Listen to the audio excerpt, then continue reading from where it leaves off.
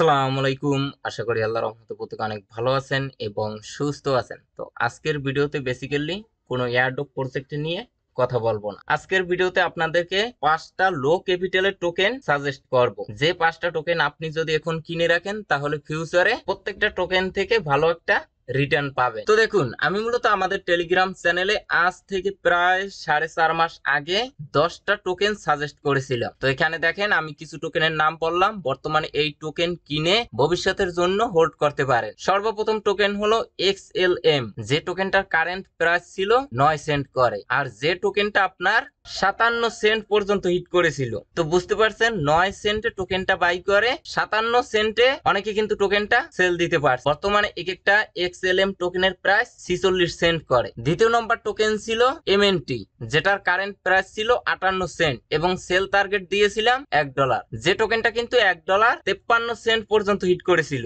এবং বর্তমানে এক একটা টোকেনের কারেন্ট প্রাইস 99 সেন্ট করে। তারপরে এখানে দেখেন ARB টোকেন 56 সেন্টে কিনতে বলেছিলাম, $1 সেল টার্গেট, $1 প্লাস এই টোকেনটা হিট করেছে। এর ভিতরে এই নিয়ার টোকেন, এটা কিনতে বলেছিলাম $4.82 সেন্টে, সেল টার্গেট $60, কিন্তু $5.5 বেশি এখন পর্যন্ত এই টোকেনটা যায়নি। আচ্ছা যাই হোক, এটা ভবিষ্যতে যাবে। এখন দেখুন, আপনাকে এটা অবশ্যই মানতে হবে যে টাকায় টাকা বাড়ায়। আপনি মনে করেন এই শীতের সিজনে কিছু সবজি, মনে করেন ফুলকপি, সিম, টমেটো, এইগুলো যদি কিনে হোল্ড করে রাখেন, গরমের সিজনে কিন্তু হিউজ পরিমাণে চাহিদা থাকে, তখন আপনি দ্বিগুণ বা 3 গুণ দামে ওই সবজিগুলো সেল দিতে পারবেন। যেহেতু এগুলো দীর্ঘদিন পর্যন্ত হোল্ড করা যায় না, নষ্ট হয়ে যায়। কিন্তু আপনি যদি এই ক্রিপ্টোকারেন্সির টোকেন গুলো বাই করেন, এগুলো আপনি লং টাইমের জন্য হোল্ড করবেন। একটা টোকেন কিনলে একটাই থাকবে এবং বছরের পর বছর হোল্ড করলেও নষ্ট হবার কোনো চান্স নেই। আচ্ছা, এখানে আপনি ক্রিপ্টো মার্কেট ক্যাপটা একটু ফলো করেন। টোটাল মার্কেট ক্যাপ বর্তমানে আছে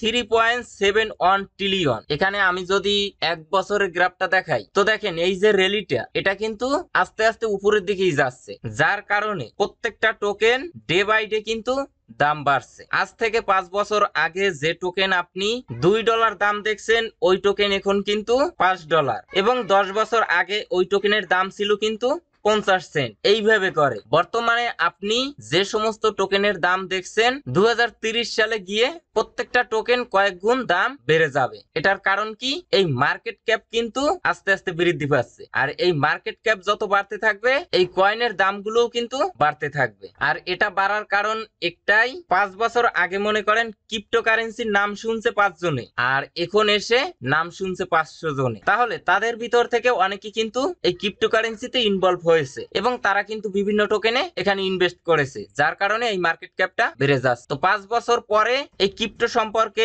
আরো অসংখ্য লোকে জানবে এবং এখানে আরো বড় বড় ইনভেস্টর আসবে এবং এই মার্কেট ক্যাপটাও কিন্তু আস্তে আস্তে বৃদ্ধি পাবে। আর টোকেনের দাম সম্পর্কে যদি বলি, তাহলে এটা কিন্তু প্রতিনিয়ত আপ ডাউন করে, অর্থাৎ টোকেনের দাম আস্তে আস্তে বাড়বে, আবার দেখবেন কিছুটা কমে গেছে, আবার বাড়বে, আবার কমবে, অর্থাৎ এক জায়গায় স্থায়ী থাকে না। তো আপনার কাজ হবে, যখন টোকেনটার দাম কমবে তখন আপনি কিনে রাখবেন, যখন বাড়বে তখন সেল দিয়ে দিবেন। তো দেখুন, আপনি যদি লং টার্মটা দেখেন, তাহলে প্রত্যেকটা টোকেনের র্যালি কিন্তু উপরের দিকে দেখতে পাচ্ছেন। মানে একটা টোকেনের দাম যদি 1 পা পিছনের দিকে যায়, তাহলে 2 পা সামনের দিকে যায়। বুঝতে পারছেন? মানে শর্ট টাইমের জন্য দামটা কিছুটা কমে, কিন্তু লং টাইমের জন্য ওই টোকেনটা সবসময় উপরের দিকেই মুভ করে। অবশ্যই সেটা ভালো টোকেন। তো টোকেন কিনলে অবশ্যই টোকেন সম্পর্কে জানতে হবে। মার্কেটে কিন্তু হাজার হাজার টোকেন আছে, এজন্য সর্বপ্রথম আপনার টোকেন অ্যানালাইসিস করতে হবে। আর সব টোকেন নিয়ে কখনোই অ্যানালাইসিস করবেন না, আপনি মূলত 4-5টা টোকেন নিয়ে অ্যানালাইসিস করবেন এবং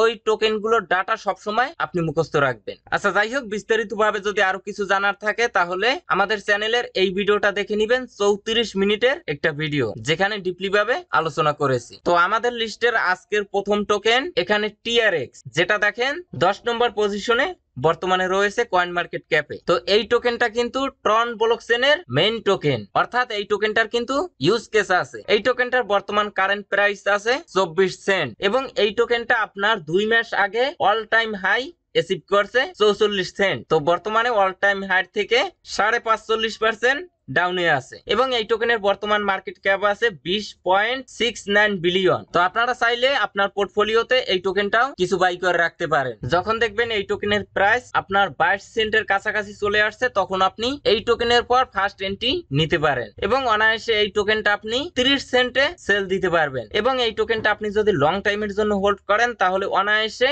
এই টোকেনটা আপনার $1 সেল দিতে পারবেন। আচ্ছা, আমাদের লিস্টের দ্বিতীয় নম্বর টোকেন পোল টোকেন। এটাও ব্লকচেনের মেইন একটা টোকেন। যে টোকেনটার আগে নাম ছিল MXC, বর্তমানে এটার নাম পলিগন, যেটার সংক্ষেপে নাম POL। তো এই টোকেনটা বর্তমান প্রাইস 47 সেন্ট। এই টোকেনের প্রাইস যখন আপনার 42 বা 43 সেন্টে চলে আসবে তখন আপনি ফার্স্ট এন্ট্রি নিতে পারেন এবং এই টোকেনটা আপনি অনায়াসে 70 সেন্টে সেল দিতে পারবেন এবং লং টাইমের জন্য যদি হোল্ড করেন তাহলে অনায়াসে $1 এই টোকেনটা আপনি সেল দিতে পারবেন। আচ্ছা, আমাদের লিস্টের তৃতীয় নম্বর টোকেন যেটা, এটাও মূলত ব্লকচেনের মেইন টোকেন। এই টোকেনেরও ইউজ কেস আছে। এই টোকেনের বর্তমান কারেন্ট প্রাইস 52 সেন্ট। তো কিছুদিন আগেই কিন্তু আপনাদেরকে এই টোকেনটা কিনতে বলেছিলাম, তখন প্রাইস ছিল 49 সেন্ট। তো যখন 40 এর ঘরে পাবেন তখনই এই টোকেনের উপরে ফার্স্ট এন্ট্রি নিতে পারেন এবং আপনার সেল টার্গেট থাকবে 90 সেন্ট। লং টাইমের জন্য যদি হোল্ড করেন তাহলে অনায়াসে এই টোকেনটা $1.5 বা $2 সেল দিতে পারবেন এবং কিছুদিন পর কিন্তু বাইন্যান্স ওয়েব3 তে এদের একটা ক্যাম্পিং আসবে। সেক্ষেত্রে আশা করা যায় তখনই এই টোকেনটার দাম 90 সেন্টে উঠবে। আচ্ছা, আমাদের লিস্টের চতুর্থ নম্বর টোকেন APT। এটাও অ্যাপটোস নেটওয়ার্কের মেইন টোকেন এবং এই টোকেনটারও কিন্তু ইউজ কেস আছে। এই টোকেনের কারেন্ট প্রাইস $8.96। $8.50 কাছাকাছি গেলেই আপনারা এই টোকেনের উপরে ফার্স্ট এন্ট্রি নিতে পারেন এবং সেকেন্ড এন্ট্রি $8.25 এবং আপনার সেল টার্গেট থাকবে $14.70 এবং আপনি যদি লং টাইমের জন্য হোল্ড করেন তাহলে অনায়াসে এই টোকেনটা $20 সেল দিতে পারবেন। আচ্ছা, আমাদের লিস্টের পঞ্চম টোকেন নট কয়েন। এই টোকেনের বর্তমান কারেন্ট প্রাইস আছে 0.0055। তো এই টোকেনটা আপনারা 0.0050 তে যখন পাবেন তখনই বাই করবেন এবং আপনার সেল টার্গেট থাকবে 0.0 মানে 1 সেন্টে। তবে এই টোকেনের পরে বেশি ইনভেস্ট করবেন না, যেহেতু মিম ক্যাটাগরির একটা টোকেন, অল্প কিছু ইনভেস্ট করবেন। যখন আপনার টন টোকেন পাম্প করবে তখন কিন্তু এই টোকেনটা আপনি পাম্প করবে। এছাড়াও এই 5টা টোকেনের পাশাপাশি আপনারা কোর টোকেনের পরে ফোকাস রাখবেন। বর্তমানে 87 সেন্ট দাম আছে।